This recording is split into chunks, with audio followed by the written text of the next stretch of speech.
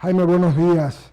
Después en mi criterio, la malhadada sentencia o no aceptación, no es sentencia, no aceptación de la Corte Constitucional de la consulta que usted planteara, ¿cuál es su criterio, cuál es su concepto y qué medidas van a tomar al respecto de lo mismo? Gusto de saludarlo, bienvenido a I99 y al programa Diálogo.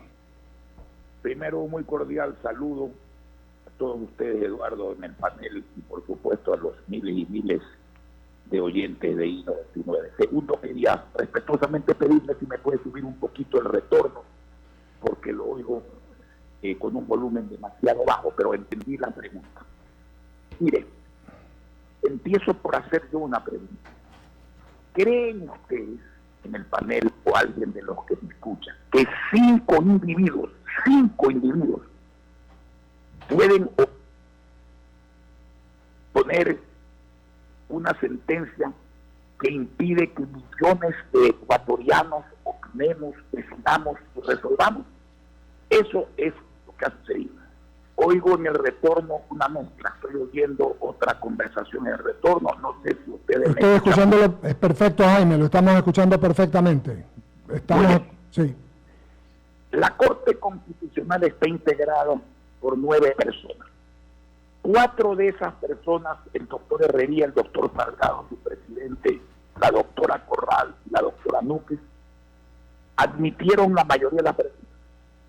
Una mayoría de 5 personas que viene actuando sesgadamente hace rato, como una aplanadora con criterios que violan la Constitución. ¿Por qué violan la Constitución? Porque los artículos 61 y 95 indican con claridad algo obvio.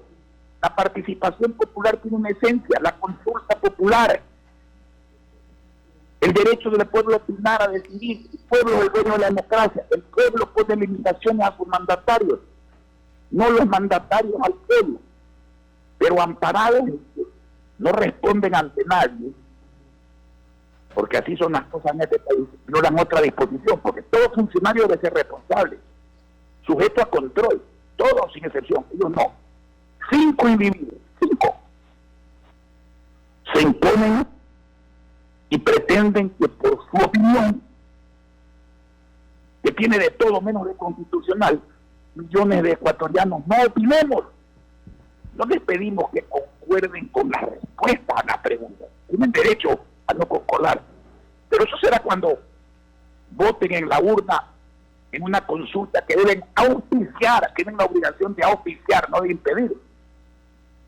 Están oponiéndose a que el pueblo hable, a que el pueblo decida en qué país estamos. Y algo debo decir, no de Jaime, no, yo me firmo la consulta porque yo soy coordinador. Son millones de ecuatorianos los que a través de la Federación Nacional de Ganaderos, de las federaciones de agricultores, de las federaciones de turismo, de las federaciones de construcción, de las federaciones de artesanos, de las federaciones de pescadores, de los municipios, de los asegurados, de las prefecturas, formulan preguntas.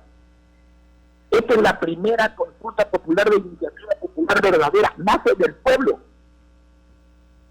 Y déjeme decirle algo, la ponente, o sea, los que tiraron abajo el informe de los 4 jueces correctos que yo he mencionado,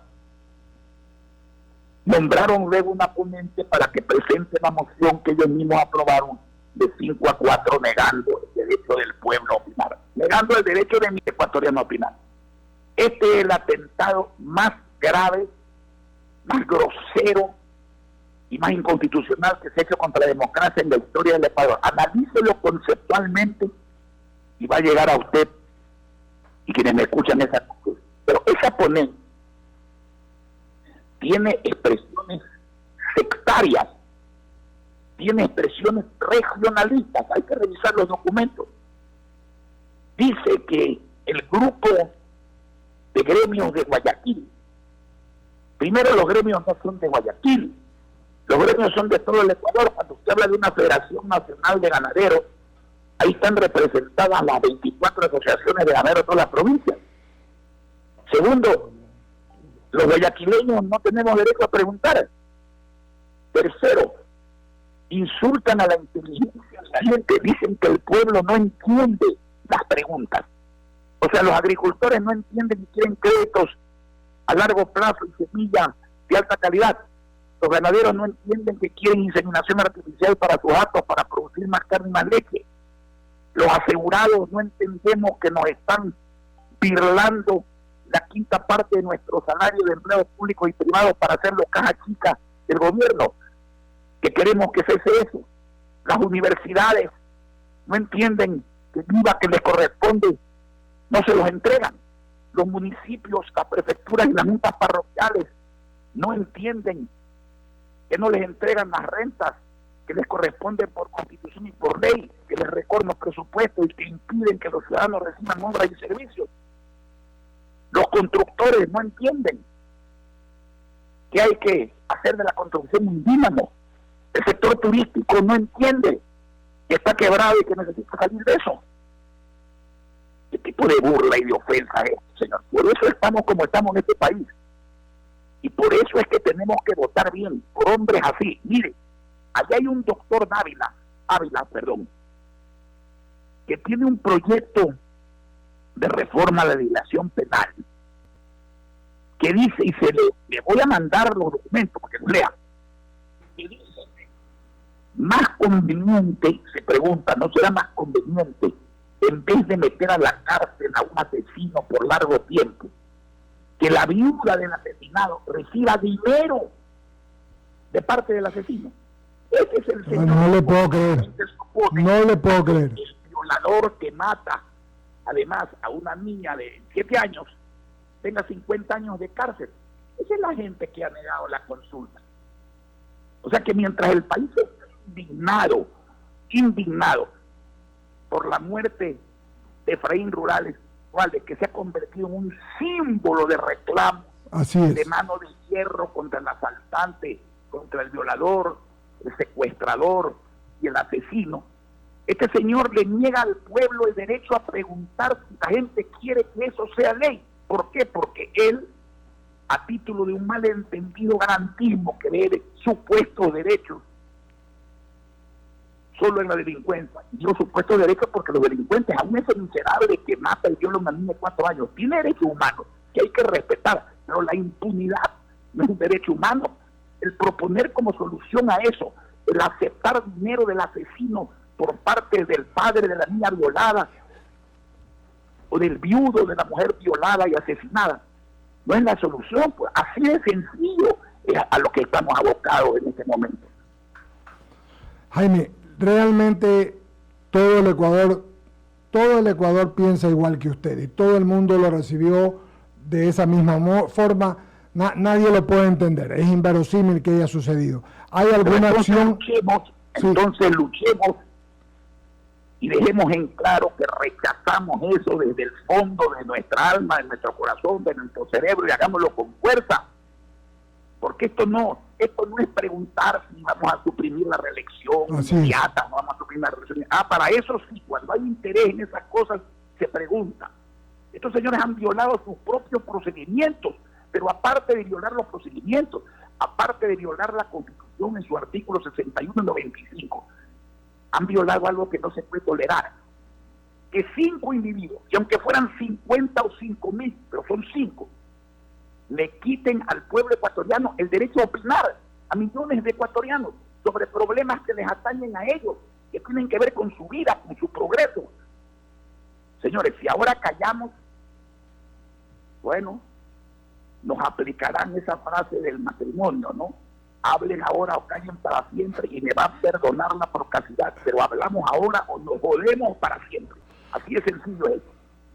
Así es, hay que hablar y hay que protestar. Coincido plenamente con el alcalde emérito de Guayaquil, con el abogado Jaime Nebot Sadi.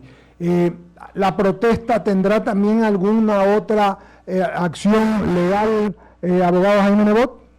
A ver, mientras estén estos tipos ahí, por ese camino, vamos a llegar a la misma conclusión, porque siempre le dicen a uno, puede volver a presentar esto bien.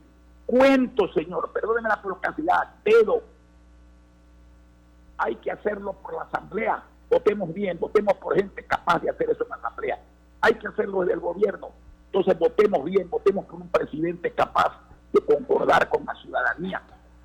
Porque estos son partes de toda esta organización internacional sectaria ideológica. Así capturaron Venezuela, así capturaron a Argentina, que la están llevando a Venezuela, y ahora quieren capturar al Ecuador por encima de la razón, por encima de todo procedimiento.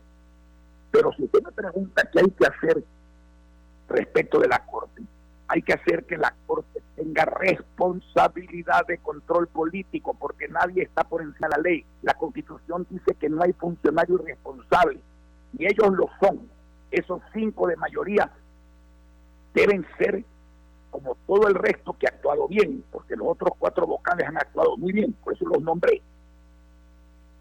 Deben ser responsables ante la ley. Y por ahí hay un señor director de patrocinio del Estado que se da el lujo de decir que las 14 preguntas son inconstitucionales, cuando ni siquiera son preguntas sobre la Constitución para reformar leyes. Es un acomedido, entre comillas, y vamos a investigar si el procurador del Estado, Íñigo Salvador, respalda a este mal subalterno, porque si lo respalda vamos a llevar a juicio político al Procurador General del Estado, y si no, que lo cancele, que empiecen a dar aquí muestras de que todo el mundo no está comprometido en este contubernio contra lo más sagrado que puede haber, la opinión del pueblo. Es como que si alguien pretendiera suprimir las elecciones de mañana. Así es. Decía, domingo 7, exactamente lo mismo. Coincidimos plenamente. A usted cómo se expresa o no le gusta, eso es otra cosa. Pero el derecho a expresarse, el derecho a decidir, ¿quién se lo puede quitar al pueblo ecuatoriano? Nadie. Y estos 5 señores lo han hecho. Esta es la más importante batalla que podemos dar, una batalla por la libertad. No podemos permitir que 5 personas impidan el derecho de millones a expresarse. No digo que concuerden con las expresiones, el derecho a expresarse. Es como que si a usted le impidieran el derecho a votar. Usted puede votar por quien le dé la gana, se puede equivocar, puede salvar al país o acabar de hundirlo, pero nadie le puede impedir el derecho a votar. Alberto Quintana, sigue por favor. Claro, abogado, ¿cómo le va? Un detalle importante, esta resolución de la Corte Constitucional trascendía el día viernes. Inmediatamente, durante el fin de semana, se han generado reacciones. Más de 30 organizaciones de la sociedad civil han rechazado esta negativa de la Corte Constitucional. Y vale la pena recordar, abogado, porque usted mencionaba esto de las temáticas. Tienen que ver básicamente, ¿no?, con el tema del futuro del Instituto Ecuatoriano de Seguridad Social, la renta de los gobiernos locales, sanción para delitos atroces y también temas que tienen que ver con los sectores productivos. ¿A quién le conviene exactamente, de alguna manera, esta negativa de pedido de consulta popular? Porque, como usted ha indicado, es el pueblo el que tiene que decir sí o no al planteamiento de estas preguntas que, vuelvo y repito, nacieron de la sociedad civil, abogado. Un gusto oírlo, y primero una breve acotación. No digamos la Corte Constitucional ha resuelto. 5 individuos que vienen haciendo una mayoría sesgada, ideológica, que no aplica la Constitución sino su voluntad, porque están basados en la inmunidad convertida en impunidad que tienen. Esos son, y hay que nombrarlos. Segundo, ¿quiénes son los interesados en que esto continúe? Y le voy a poner un ejemplo del presidente Reagan. El presidente Reagan, hombre campechano, frontal, que sintonizaba con el pueblo, dijo un día lo siguiente: el pueblo no quiere que el gobierno le dé una mano, que el Estado le dé una mano, quiere que le saque las 2 manos que les tiene metidas en los bolsillos. Los que se llevan la plata del pueblo, los que usufructúan los aportes de los asegurados, los que usufructúan de que los municipios, prefecturas y juntas parroquiales no tengan plata, los que son culpables de que los campesinos, los peros, los agricultores, los pescadores artesanales no tengan plata. Esos son los que están interesados en esto. Los que quieren poner una nueva ley mordaza para que los comunicadores, para que ustedes no puedan hablar, o para que tengan miedo de hablar, esos son. Y eso se los derrota con el voto. Se los derrota con el voto. Uno tiene que mirar no cómo votan los demás, uno tiene que empezar por mirar y analizar cómo vota uno, por qué y para qué, y sobre todo por quién vota uno. Y uno tiene que votar por el país de uno, por la provincia de uno, por la ciudad de uno, por el barrio de uno, por la familia de uno y por el futuro de uno mismo.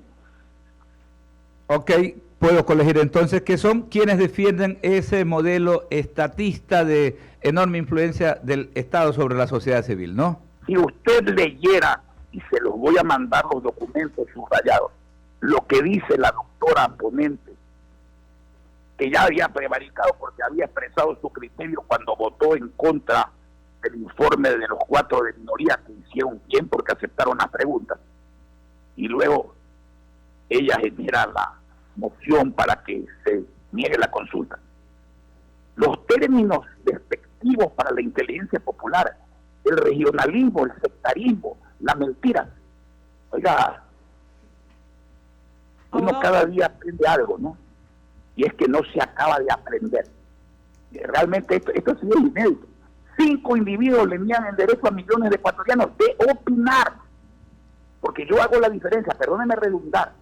No es que tienen que concordar con las respuestas, en eso son libres de ir a la urna y decir, yo quiero que los violadores, como es este señor, en vez de ir a la cárcel, obligarlos a que le den plata al papá de la niña violada y muerto. Bueno, si quieren votar así, que voten. Pero ellos no pueden impedir que el pueblo pregunte, pues, y que el pueblo opine y que el pueblo decida. Abogado Nebot, le saluda Lucía Jaramillo. Usted dice que se coarta el derecho del pueblo a ser consultado, pero el mismo fallo dice que si quieren pueden presentar un nuevo pedido. ¿Y usted cree ese cuento? Presentamos el nuevo pedido, eran lo mismo. Pues. Oiga, hace casi 4 meses que presentamos el pedido, y cuando la jueza ponente y los 4 personas de minoría se pronuncian como han de pronunciarse, no a favor de respuestas, sino a favor del derecho a preguntar. Estos señores dicen que no. Vea cómo vienen actuando, analice las resoluciones anteriores. Esta es una mayoría ideológica, no constitucional, sesgada, sectaria. No nos vamos a prestar para eso. Aquí vamos a llevar a juicio al procurador del Estado si respalda al director de patrocinio, si es que él conocía y ha autorizado eso.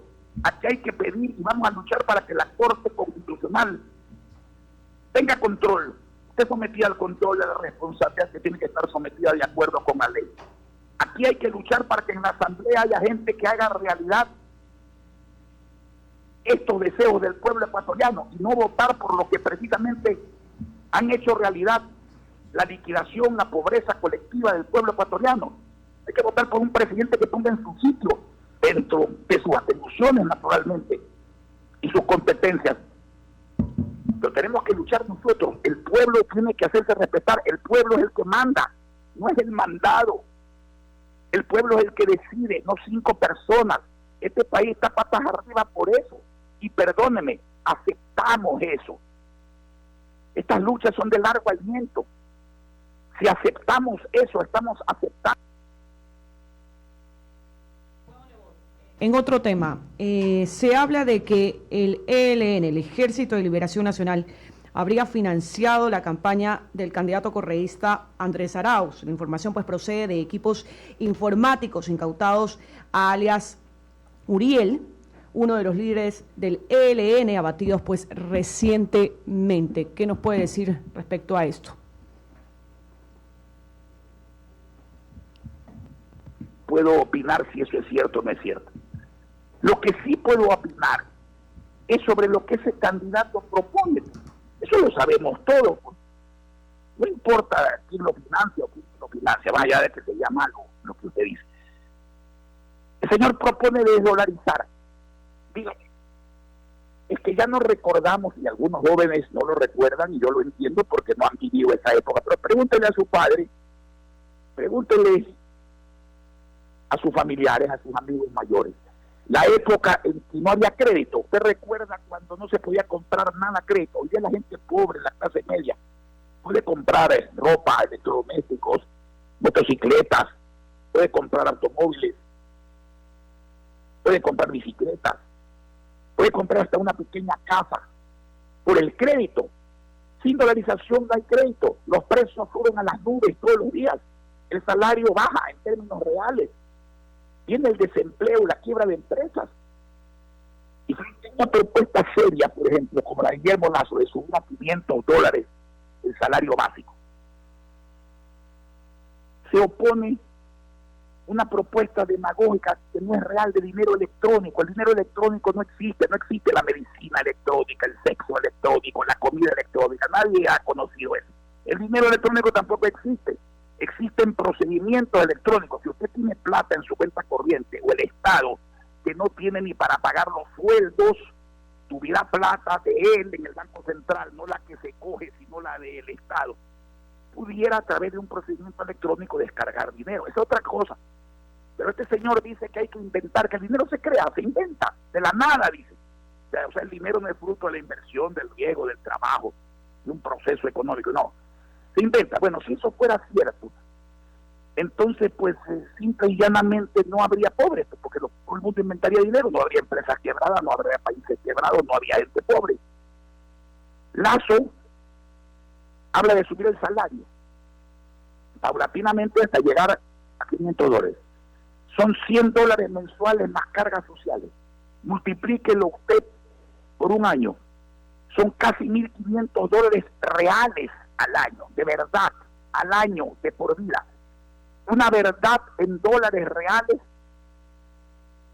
que con cargas sociales casi llega a los $1.500, versus una mentira electrónica de $1.000 por una sola vez. ¿Y quién va a pagar los $1.000 en el caso que existieran? Ustedes mismos, el Estado. ¿Y quién es el Estado? Más deudas, más impuestos. ¿Quién paga las deudas? ¿Quién paga los impuestos? El pueblo. En el otro caso, esto es a nivel de empresa privada, al Estado no le cuesta. Y el empresario tiene que entender una cosa. Hoy día tiene un costo de producción. Si usted le baja los impuestos, y Lasso ha prometido hacerlo, y nuestra línea en la 6 es hacerlo, y ustedes lo saben, lo hemos hecho, yo lo hice en Guayaquil varias veces. Si ustedes bajan la planilla de energía eléctrica, y si no, miren en la radio cuánto están pagando, cuánto ha aumentado de diciembre hasta acá, un atraco.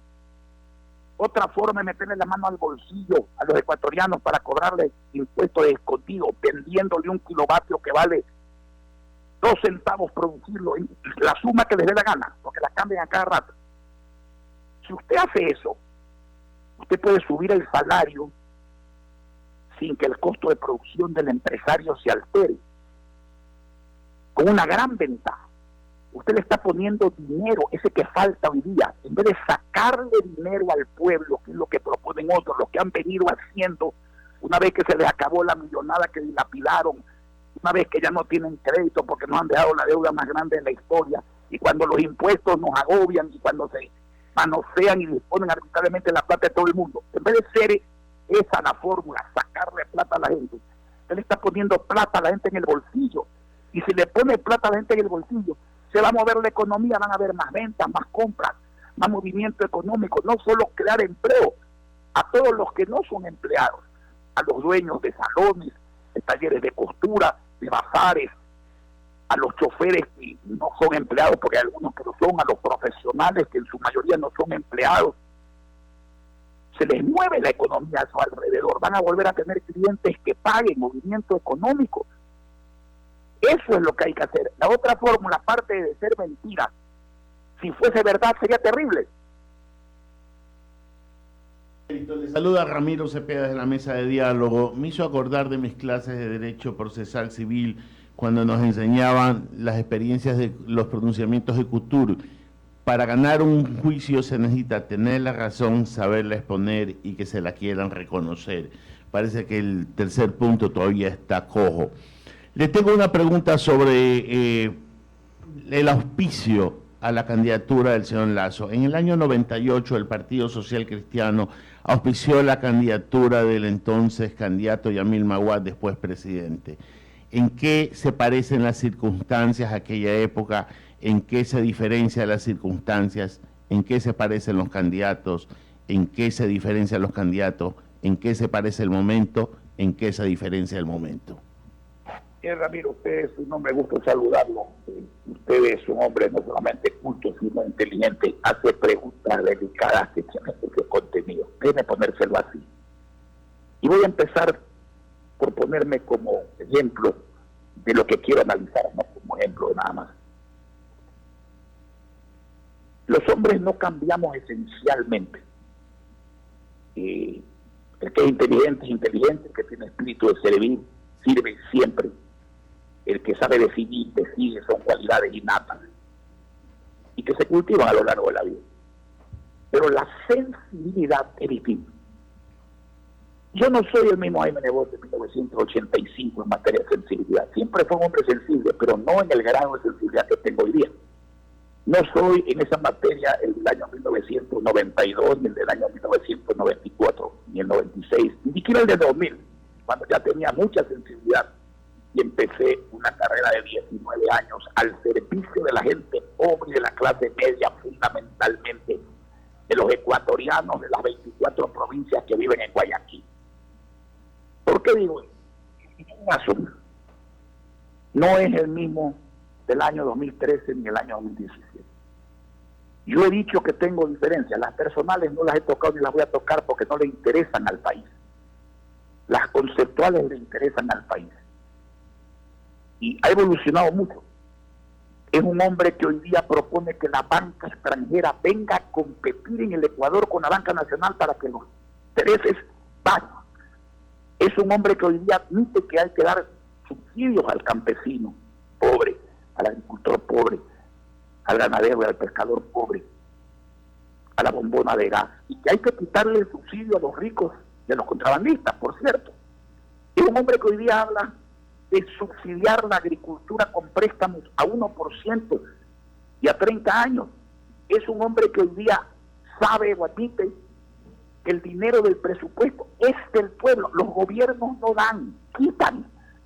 Los presidentes no dan, quitan. Y cuando dan, no dan ellos, devuelven, como se devolvía y se devuelve en Guayaquil, 85 de cada $100 que ingresan para obras y servicios. Y entonces el señor está dispuesto a que los jóvenes que tienen el talento y saben que el camino es la educación transformada en innovación, tengan pues internet gratuita, tengan computadoras gratuitas, tengan teleprogramas de trabajo, de emprendimiento, de entretenimiento, de idiomas, a que la salud, a través de un sistema de telesalud, atado a una plataforma telefónica que se descargue y se usa gratuitamente, con la entrega de implementos, que controle de una forma contemporánea, tecnológica, la diabetes, controle la detección pronta del COVID, controle la hipertensión arterial, la obesidad.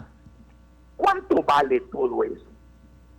Vale mucho cuando el mandatario lo siente porque empieza a hacer lo que hay que hacer. ¿Cuánto vale en términos de dinero? $150 millones. 150 millones de dólares. ¿Usted cree que en este país, en la ruina, no hay 150 millones de dólares en un presupuesto de 30.000 millones? Es decir, la 200ª parte del presupuesto para ayudar a la gente. Es por eso que estamos apoyando al señor Lazo. Tenemos diferencias, pero yo tengo mucho más diferencias con los que quieren seguir liquidando al Ecuador. La gente dice, en el gobierno anterior había plata, había millones y rodaban hasta que desaparecieron, porque el mal administrador solo se nota cuando después de haber gastado una fortuna se queda en la ruina y deja en la ruina a los demás. Pues aquí la culpa de la herencia la tiene el que dejó la herencia, que es el gobierno anterior. La culpa de no haber resuelto la situación la tiene este gobierno, que la empeoró.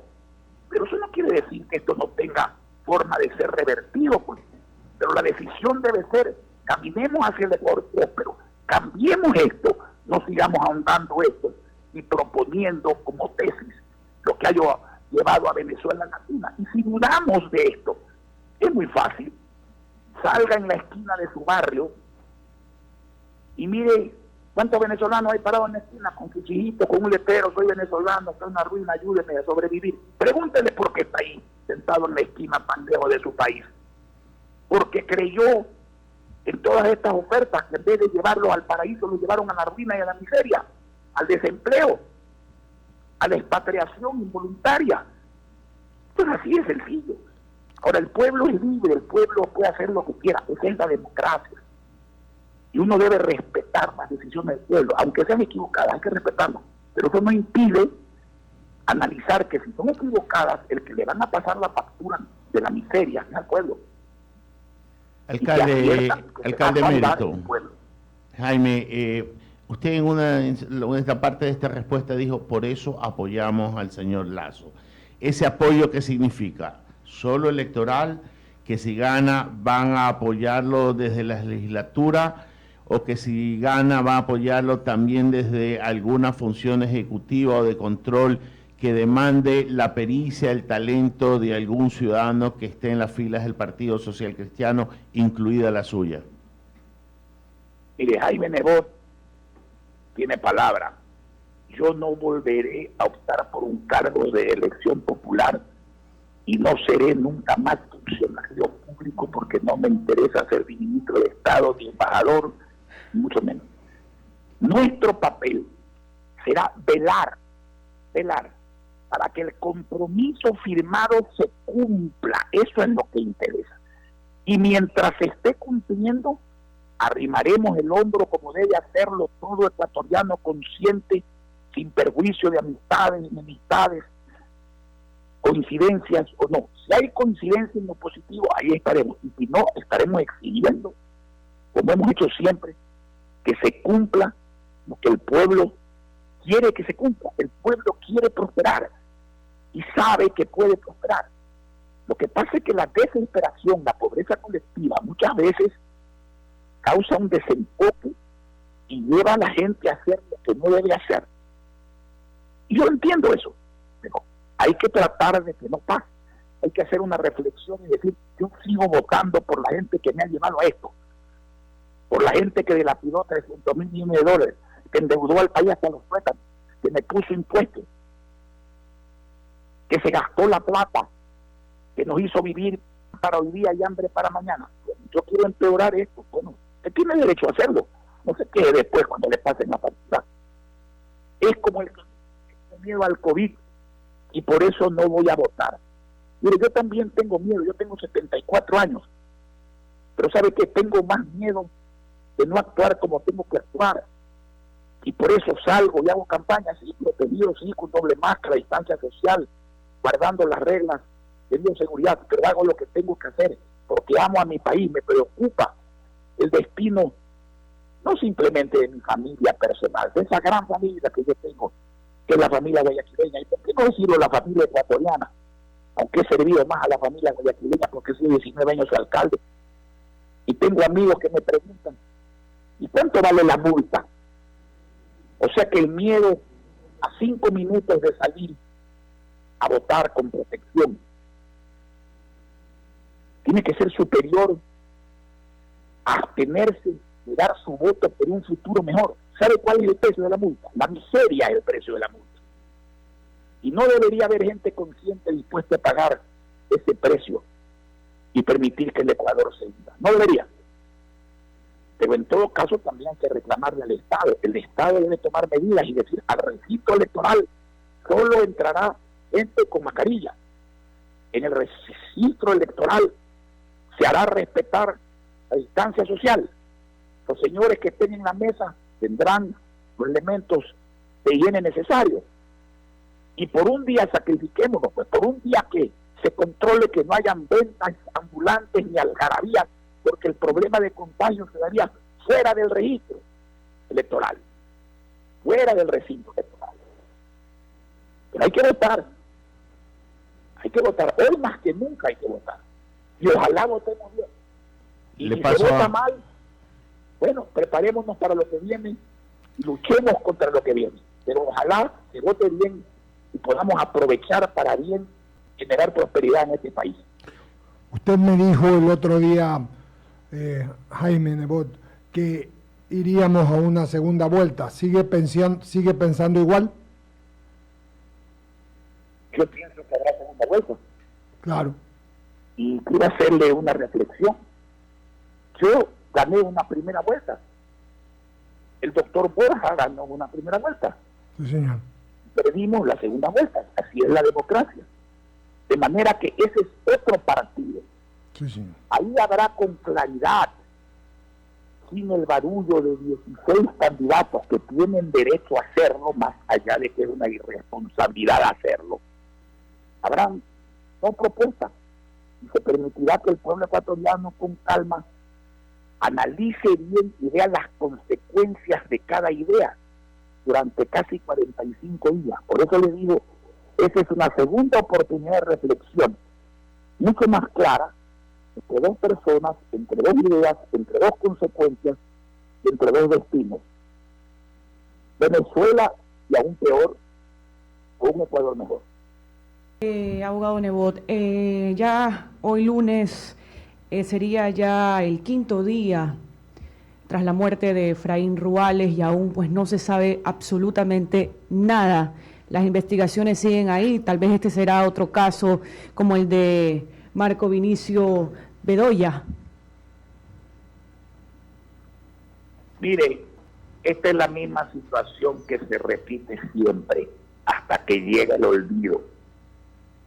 Y si bien es importante investigar y ojalá encontrar y ojalá sancionar y ojalá que los asesinos no salgan muy pronto a seguir asesinando, más importante es que exista seguridad. Lo que pasa es que los olvidamos. Los ecuatorianos también tenemos en su mayoría ese defecto. Las cosas pasan, se comentan mucho, se exigen mucho y luego son sustituidas por una nueva noticia. Exijamos seguridad, exijamos respeto a la Policía Nacional, exijamos que cuando entregan un preso no salga de la cárcel más rápido de lo que se demoró en entrar. Exijamos que dentro de la ley y en la proporcionalidad entre agresión y respuesta, un policía puede usar sus armas. No puede ser posible que al policía le disparen con armas de grueso calibre y cuando hace uso de la suya, el enjuiciado, el detenido, el que se le trunca la carrera policial por defender a la sociedad, ser policía. No se trata de convertir al Ecuador en el viejo oeste norteamericano del siglo XIX, no. Pero cuando el porte de armas y la tenencia de armas era posible bajo severísimos reglamentos que existen, psicológicos, pruebas psicológicas, entrenamiento, una serie de requisitos.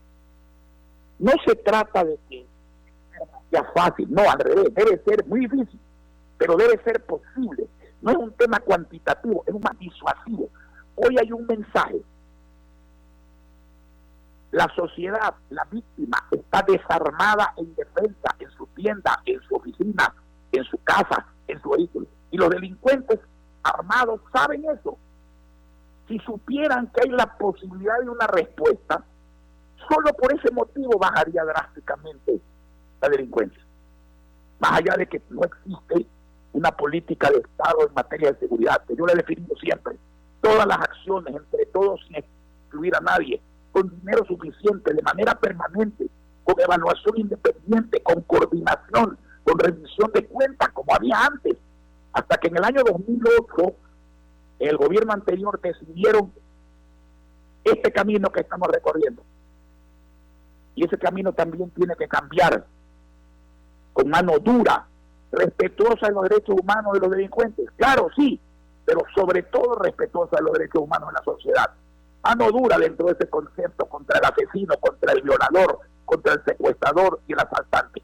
No queremos explicaciones, queremos acciones, no queremos demoras, queremos rapidez, no queremos promesas, queremos compromisos, no queremos aspiraciones, queremos resultados. Pero eso tenemos que exigirlo. Jaime, le pregunto nuevamente a Ramiro Cepeda. Usted le respondió a Eduardo cuando le hizo la pregunta sobre si habrá segunda vuelta y usted le contestó, Borja ganó una primera vuelta, la segunda vuelta es un partido distinto. ¿Está usted diciendo lo que yo pienso que está diciendo? No, estoy diciendo que uno puede ganar o perder una primera vuelta y que eso en la segunda vuelta es diferente para el que gana y para el que pierde, es otro partido. Es Yo no me aventuro a dar resultados, peor con lo que pasa con las encuestas hoy día. Hay encuestas serias, hay encuestas chimbas, hay encuestas interesadas, hay encuestas desinteresadas. Yo, señores, la encuesta que vale se sabe el día de la elección. Sobre todo ya lo hemos visto en el Brexit, lo hemos visto en Estados Unidos, lo hemos visto en muchas partes. A 7 días lo que cabe es saber cómo vota uno y cuán importante es que un mensaje de fondo llegue a los votantes. Pero independientemente de quién gane y quien quede segundo en una primera vuelta, la segunda vuelta es un partido distinto. Pasa como en el fútbol, ¿no es cierto? Ida y vuelta. Hay veces usted gana el de ida, pierde el de vuelta, hay veces gana los dos, hay veces pierde los dos. Bueno, ese ya es otro problema. Lo importante es que gane el Ecuador. Y para que gane el Ecuador, tienen que haber buenas ideas que sean realidad para la prosperidad del Ecuador. Porque si no, ganando se pierde. Jaime, agradecerle su gentileza y su amabilidad, como siempre, para los medios de comunicación, en este caso para I99, 98.9 e I99 TV. Gracias. Seguiremos conversando y vamos a ver qué pasa esta semana, que va a ser una semana muy movida con las elecciones. Gracias a ustedes, siempre es un placer, dentro de todo lo que ocurre en el Ecuador, poder conversar, no siempre coincidir, pero poder con gente inteligente, con gente seria, porque sí tenemos una gran coincidencia. El Ecuador primero, el Ecuador tiene futuro, lo que pasa es que ese futuro lo tenemos en nuestras manos y tenemos que usarla bien cuando votemos.